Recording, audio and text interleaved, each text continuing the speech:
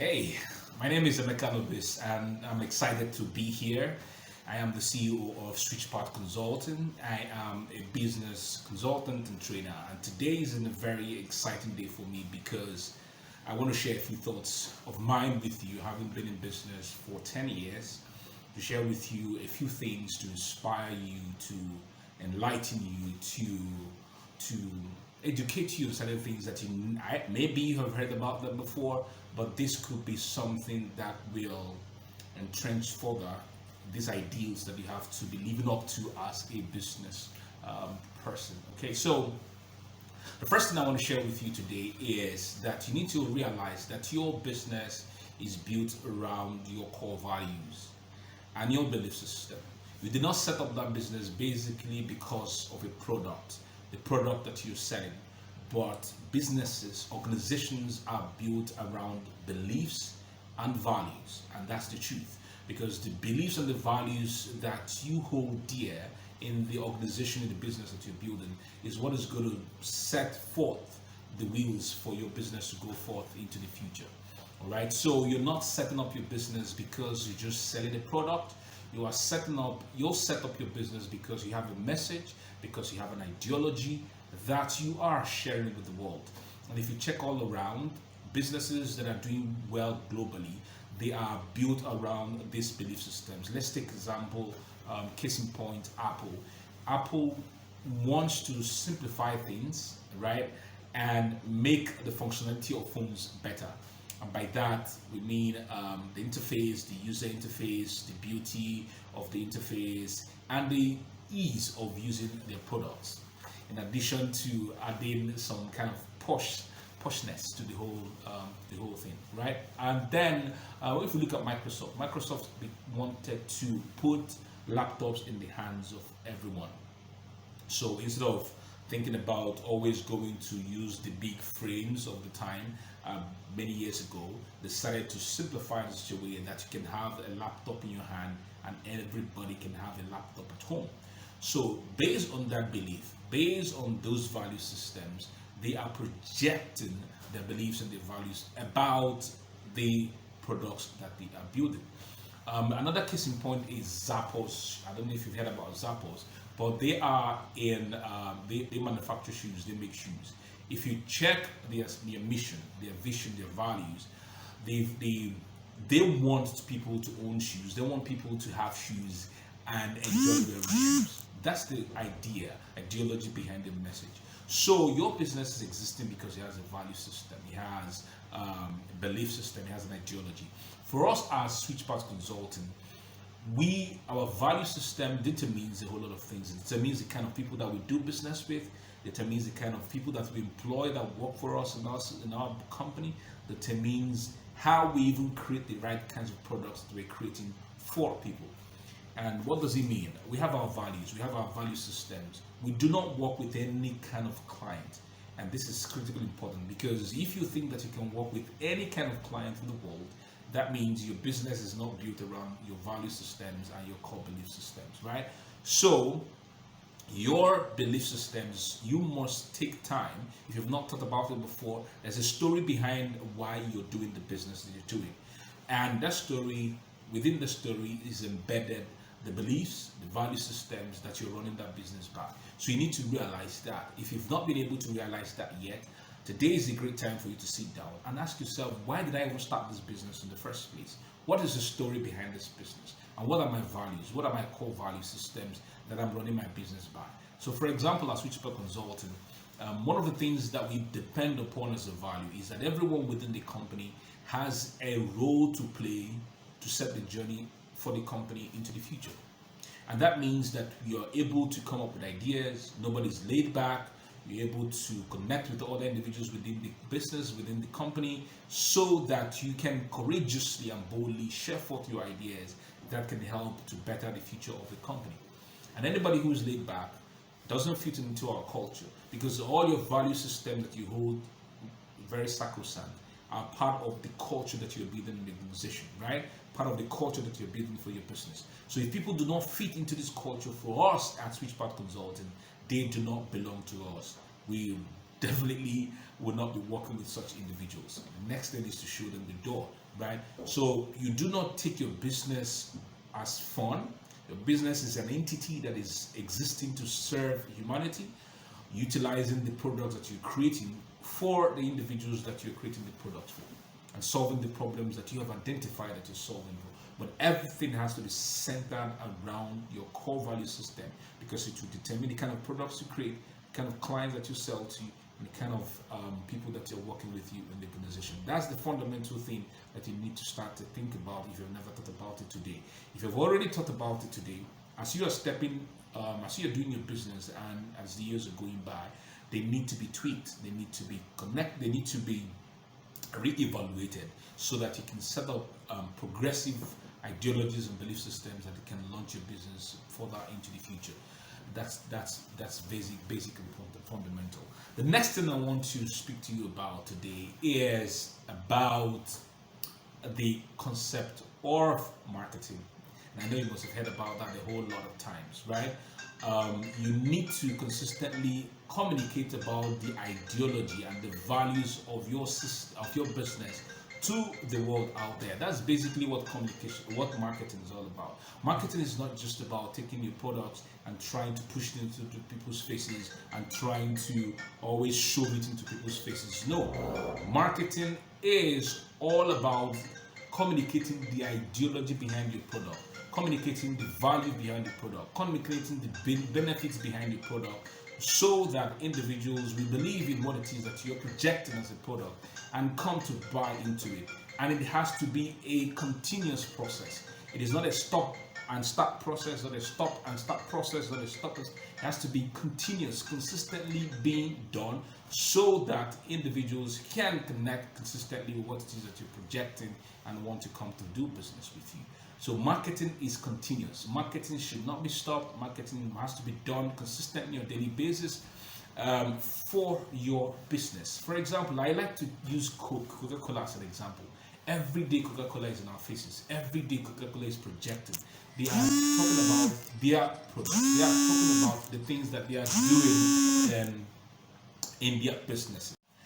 So Coca-Cola is a typical example of a company that is always projecting their story into our faces. For example, if you check their adverts, you see that they are projecting the ideology of happiness.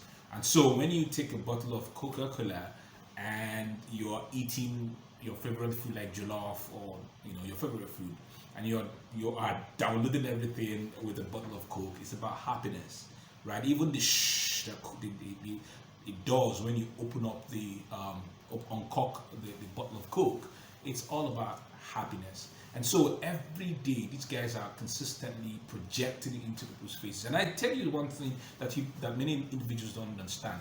All over the world, Coca-Cola is always doing research. And what I mean by that is that they are sending food soldiers into the streets with questionnaires. The questionnaires are either formal or informal. Questionnaires could be in the form of conversations with individuals to understand their predilection, to understand what it is that they love, understand how they think about Coke, and they take this information back to Coca-Cola, the headquarters, and they do their research and development. They work on it, they look at the feedback, look at the analysis, look at all the statistics, and they work this information back into their products and into their distribution mechanisms. And that is why Coke is consistently thriving on a daily basis. Whether you like them, whether they are spreading sugar, whether you like them or not, this is what they do, and that is why they are consistently making all the billions of dollars, and they are staying relevant all over the years, right? So your business should consider that, right? You're consistently marketing, you're consistently collecting feedback, consistently engaging with your customers, existing customers, and seeing how you can work all these things back into your business to provide them increasing value, no matter what it is that you're doing. All right, provide them increasing value, provide them increasing connection, make them the part of the family, so that they consistently speak about your products and more profits for you. Because that's the essence of business, so that you can stay profitable by making more money and making more profits, so that you can push forward into the future and elongate your existence upon the earth, right? So think about it from that perspective. Marketing is about consistently communicating the values, the benefits, and everything that has to do with your product ideology and message so that both existing customers stay and new customers hear about your business and come to do business with you. So think about marketing from that perspective. The next thing I want to share with you is about your processes. You must consistently think about putting processes into your business. If you are not able to leave your business for a length of time, that means you're a slave to the business. That's the truth. Business is about an assemblage of systems. Systems are made of processes. So if you look at the business, let's take for example a restaurant, for example. One person cannot cook, one person cannot serve, one person cannot collect money, one person cannot clean the table. It's a collection of systems. Those who are cooking, those who are doing the invoicing, those who are cleaning the table, those who are cleaning around the neighborhood, is a collection of systems.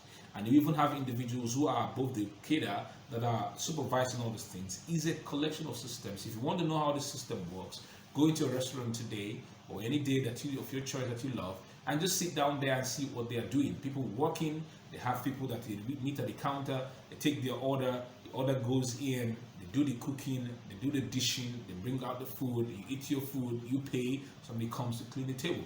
Even on a small level, the ones that we call booker, one person cannot run a booker. 2, 3, 4 individuals are present there, those who are serving, those who are cooking the food, and those who are dishing the food, and those who are cleaning out things. So that's how a system works.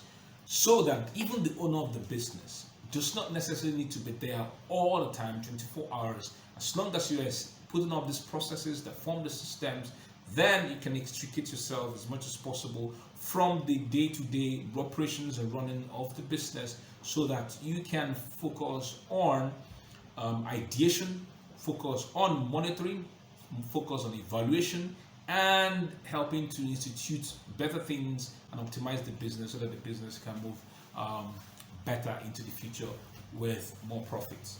So it's critical that you understand that setting up systems, your systems that, as I said, systems are made up of processes. How do you do the things that you do? Process is definitely a definition of how you do the things that you do. The way that you do the things that you do must be documented so that these things can be handed over to people that are functioning within the organization to replicate the processes, to get the results, or even to optimize the entire process. So you must consistently be thinking about documenting your processes, the way that you do things, so that they can be formed into systems that can be handed over to individuals and they go. For example, I'm in a hotel right now where I'm doing this video, right? The owner of the hotel doesn't necessarily need to be around. They've got the managers, they've got the people who are running around, they've got the porters, they've got everybody here.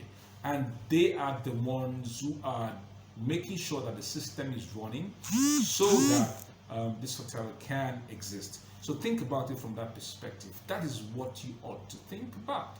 Always thinking of setting up systems for your business, systems, a collection of the processes, how you do your things, so that the business can be optimized and fully functional, and it can even exist outside of your everyday looking at what is going on. I'm not saying that looking at what is going on in the business is wrong, but I'm saying if you have to be there all the time, you can't even travel, you can't even do other things, then you are a slave to the business. So think about, if your business is at that level, think about how you can start making that transition today and making it beautifully. Okay, so it's critical for you to understand that. It's really important for you to understand that. All right. So so the final thing that I want to share with you today in this video is to understand that business is all about growth. So focus on the growth of your business.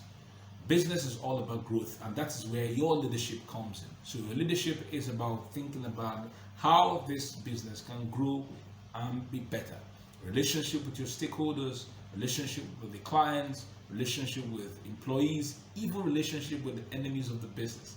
That's the truth. Even enemies of the business are supposed to be considered in the running of your businesses, because there are people who are enemies of your business. They don't like how you are functioning well. They don't like how the profits you're making. They don't like the success that you are encountering on a daily basis. They are the enemies of the business, and they have things to say. So your leadership, your leadership role as the owner of the business is to always have these conversations with yourself, have conversations with the outsiders, have conversations with all these people that I've mentioned to hear about their feedback and their input, and to see how you can use those things in your favor to push your business forward. That is what you ought to consistently be thinking about. Leadership, leadership, leadership, right? I'm always thinking leadership from the point of love. So everything that we do in business is, I think, is based out of love. Because if I'm producing a product that is going to help someone to experience results, better results in his or her life, I feel that that is a love. It's based on love, right? Because I'm extending myself, putting myself through the sacrifice, making sure that I put on all the resources, either the ones that I purchase or the ones that are coming from me as an individual, and the energies of the individuals who are working with you, putting everything through a process so that you can arrive at a product that can help other individuals, right? For example, the phone that I'm using to make this recording, a lot of things must have gone in research, people bringing their energies together, and all that they did to be able to produce this phone that I can use to make my recording and help other individuals, even to talk to people around the world, even to do my my virtual trainings. These things are the things that are helping me, and they are very, very valuable. So think about your leadership from a love perspective. Everything you're doing is based on love, so that you can help other individuals experience increasing results in all the things that they do. I do hope that this video has inspired you, this short teaching has inspired you. I look forward to you doing remarkable and amazing things in your business as you launch further into the future, right? So thank you for being here. Thank you for being in Made in Nigeria virtual fair, and I look forward to amazing results happening in your life and as you run your business into the future, right? So once again, my name is Emeka Nobis. I am the CEO of Speech Consulting. I'm a business consultant and trainer, and I'm happy that I've been in your face to present this to you. All right, you have a beautiful day.